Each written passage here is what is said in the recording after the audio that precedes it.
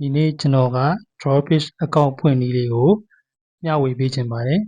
။အရင်ဆုံးကျွန်တော်တို့က Drawfish software လေးကိုဝင်လိုက်မယ်ဆိုရင်ဒီလိုစာမျက်နှာလေးပေါ့နော်။ဒီ account နေရာလေးကိုနှိပ်လိုက်ရင်ဒီလိုစာမျက်နှာလေးပေါ်လာမယ်။အဲ့လိုပေါ်လာလို့ရှိရင်ဒီမှာကျွန်တော်တို့ကဘာသာစကားမပြောင်းရသေးရင်ဒီနေရာမှာဘာသာစကားတော့ပြောင်းမယ်နော်။ English လို့ရတယ်၊မြန်မာလို့ရတယ်၊ထိုင်းလို့ရတယ်။အဲမှာဘာသာစကားမျိုးမျိုးရှိရနော်။ကျွန်တော်ကတော့အင်္ဂလိပ်လိုပြောင်းထားတယ်။ပြီးရတဲ့ကျွန်တော်တို့ကဒီနေရာလေးတွေကိုနှိပ်လိုက်မယ်နော်။ဒီနေရာလေးကိုတစ်ချက်နှိပ်လိုက်။အဲ့လိုနှိပ်လိုက်ပြီဆိုတာနဲ့ဒီနေရာကိုသွားအောင်လို့ဆိုတော့ဒီနေရာလေးကိုသွားမယ်နော်။ Create a new account ဒီနေရာလေးကိုတစ်ချက်နှိပ်လိုက်မယ်နော်။နှိပ်လိုက်ပြီဆိုတာနဲ့ဒီလိုမျိုးလေးပေါ်လာမယ်။ဒီမှာကကျွန်တော်တို့က account ဖွင့်ဖို့အတွက်ဖုန်းနံပါတ်နဲ့ဖွင့်လို့ရတယ်။ဒီဘက်က email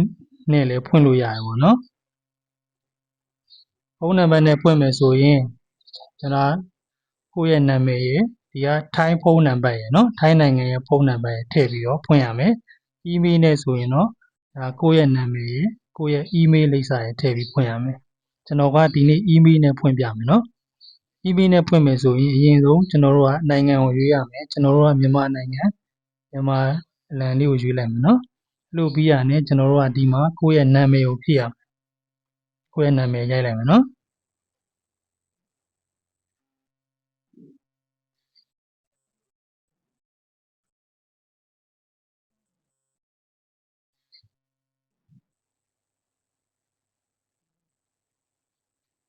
မြန်မာနိုင်ငံသားတွေကနာမည်တူတာများတဲ့အတွက်ကြောင့်ကျွန်တော်တို့ကကိုယ့်ရဲ့နာမည်နောက်မှာကျွန်တော်တို့ကဒီနာမည်နောက်မှာအဆက်ကလေးဖြစ်ဖြစ်ဒီအချောင်းလေးဖြစ်ဖြစ်တစ်ခုခုထည့်လိုက်နော်အဲ့ဒါမှအဆင်ပြေသွားလိမ့်မယ်ကျွန်တော်အဆက်ကလေးထည့်လိုက်ရင်နော်ပြီးရင်ကိုယ့်ရဲ့ email လိပ်စာကိုဒီထဲမှာရိုက်ထည့်ရမယ်နော်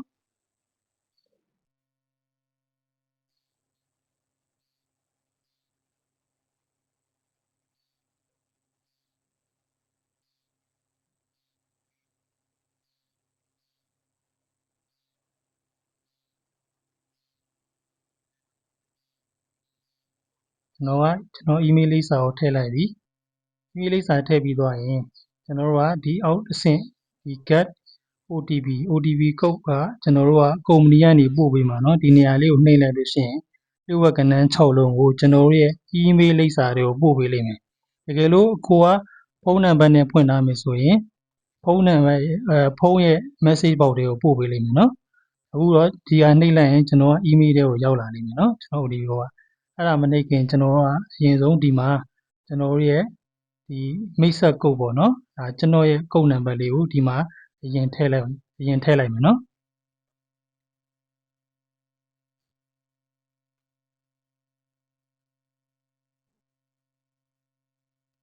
ဒီနံပါတ်လေးကိုလည်းထည့်ရမယ်နော်ဒီနံပါတ်လေးထည့်မှာ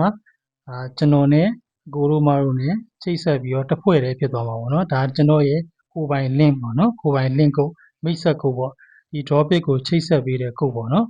ပြီးရတဲ့ကျွန်တော်တို့ကဒီနေရာ၄တော့ကွက်လေးကိုအမှတ်ချစ်လိုက်မယ်နော်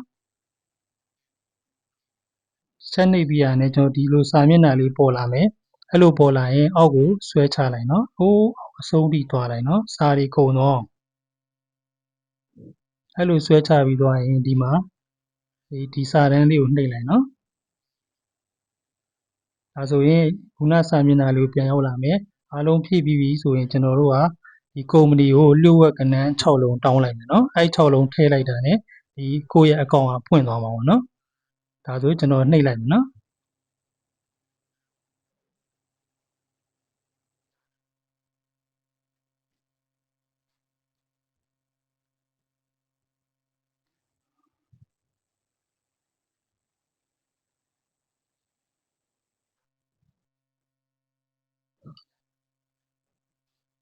ကျွန်တော်က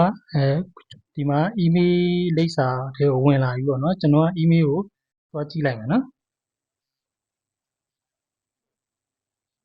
ဒါကျွန်တော်ရဲ့ email တွေကိုသွားကြည့်လိုက်မယ်ဒီမှာ Drawfish ကနေပို့ထားတဲ့စာလေးရှိတယ်ဒါကိုတစ်ချက်နှိပ်လိုက်မယ်နှိပ်လိုက်ရင်ဒီမှာနံပါတ်လေးပေါ်လာတယ်နော်ဒါကို copy လုပ်ပြီးတော့ကျွန်တော်တို့ကဒီထဲမှာထည့်လိုက်မယ်နော် ဒါဆိုရင် OTP ကုတ်လေးဝင်သွားပြီဒါလေးကိုနှိပ်လိုက်မယ်အဲ့ဒါဆိုလို့ရှိရင်ကျွန်တော်တို့ကဒီလိုမျက်နှာလေးပေါ်လာမယ်နော်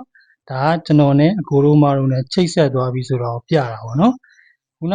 တောင်းတဲ့ OTP ကုတ်ကကျွန်တော်တို့ကစက္ကန့်ဝက်လောက်ပဲရတယ်အမြန်ဆုံးရှာပြီးတော့ကျွန်တော်တို့ကထည့်ပေးရတာပေါ့နော်ကိုယ့်ရဲ့ email မှာအမြန်ဆုံးသွားယူပြီးတော့အမြန်ဆုံးထည့်ပေးရတယ်သူကတကယ်လို့အချိန်လေးပြည့်သွားရင်နောက်တစ်ခေါက်ပြန်တောင်းရတယ်နော်ဘာမှဖြစ်ဖြစ်ဘူးထပ်တောင်းလို့ရတယ်နော်ဒါဆိုရင်ကျွန်တော်တို့ကဒါချိတ်ဆက်သွားပြီဆိုတော့ပြတာပေါ့နော်ဒါကျွန်တော်ရဲ့ account နဲ့ကိုတို့မတို့နဲ့တစ်ဖွဲ့တည်းဖြစ်သွားပြီပေါ့နော်ဒီဟာလေးကိုတွေ့လို့ရှိရင်ဒီမှာသူကမေးထားတယ်ပေါ့နော်ဒီ Drawbridge ကိုဘယ်နေရာကနေတွေ့ရလဲ TikTok ကလား Facebook ကလား website တွေကလား YouTube တွေကလားပေါ့နော်ကျွန်တော်ကတော့ TikTok ပဲနှိပ်လိုက်မယ်နော်အားလုံးပြီးပြီဆိုတာနဲ့ဒီနေရာအောက်က confirm ဆိုတဲ့စာတန်းလေးကိုနှိပ်လိုက်မယ်ခဏလေးစောင့်မယ်နော်အဲ့လိုနှိပ်လိုက်ပြီဆိုတာနဲ့ကျွန်တော်တို့ကနောက်ထပ်စာမျက်နှာတစ်ခုပေါ်လာမယ်ဒါကတော့ကျွန်တော်တို့က password ကျွန်တော်တို့ရဲ့ account ကိုကျွန်တော်တို့ကိုယ်တိုင် password လေးထည့်ပြီးတော့ထားမယ်ပေါ့နော်ဒါဆိုကျွန်တော်တို့က password ကိုတိဆောက်ရမယ်သူက password ကိုတိဆောက်တဲ့အချိန်မှာသူကအနည်းဆုံးကဏ္ဍ6လုံးပြရမယ်ပြီးရင်အက္ခရာအင်္ဂလိပ်စလုံးပေါ့နော်စလုံးအကြီးပါရမယ်ပြီးရင်အင်္ဂလိပ်စလုံးအသေးပါရမယ်ပြီးလို့ရှိရင်ကဏ္ဍတွေ3ညကနေ9အထိကိုနှစ်သက်ရကိုထည့်ပေါ့နော်အဲ့ဒါကြီးအကုန်ပြည့်စုံမှကျွန်တော်တို့က password တစ်ခုဖြစ်လာမှာပေါ့နော်အဲ့ဆိုရင်ကျွန်တော်တို့ကဒီထဲမှာကျွန်တော်အစမ်းလုပ်ပြမယ်နော်ဒီမျက်လုံးလေးကိုဖွင့်ပြီးတော့ထည့်နော်ဒါဆိုရင်ကျွန်တော်တို့ကဒီစာလေးကိုထည့်တဲ့စာလေးမှန်ကြည့်လို့ရတယ်နော်ကျွန်တော်ကတော့အလွယ်ပေါ့နော်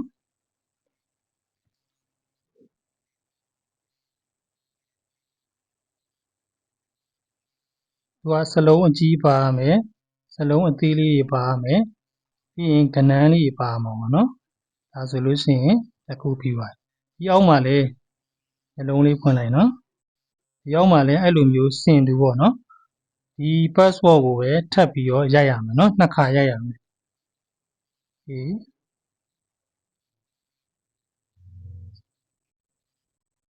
ီလိုအတူတူပဲရိုက်ရမယ်နော်မလွဲရအောင်လွဲလို့ရှိရင် password မဖြစ်ဘူးနော်သူကနှစ်ခု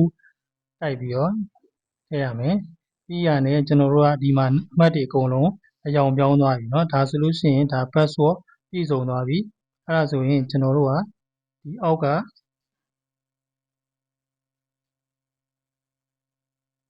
ဒီရောင်လေးကိုနှိပ်လိုက်နော်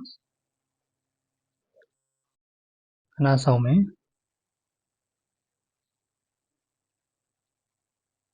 ဒါဆိုရင်အောင်မြင်သွားပြီပေါ့နော် sign up လုပ်ပြီးသွားပြီဒါဆိုရင်ကျွန်တော်တို့ account အသစ်လေးပေါ်လာပြီเนาะခုနနာမည်နဲ့ဒါကဒီ customer ဆိုတာကကျွန်တော်တို့ကပထမဆုံးရိုးရိုး account လေးဖြစ်သွားတာပေါ့နော်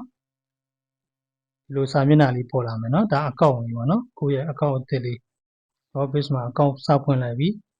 ပြီးတော့ဒီနေရာလေးကိုဒီ partner ဆိုတဲ့နေရာလေးကိုနှိပ်လိုက်လို့ရှိရင်ဒီမှာကြည့်လို့ရတယ်เนาะဒါအကိုနဲ့အကိုတို့မအောင်နဲ့ကျွန်တော်နဲ့တစ်ဖွဲ့တည်းချိတ်ဆက်သွားတာပေါ့နော်ကျွန်တော်တို့အတူတူဝင်ငွေတွေစူးစမ်းရှာလို့ရပြီပေါ့နော်ဟိုတစ်ဖွဲ့တည်းဖြစ်သွားပြီပေါ့သူကရိုးရိုးအကောင့်နော်ဒါရိုးရိုးအကောင့်ဒါရိုးရိုးအကောင့်ဖွင့်နည်းလေးပါနော်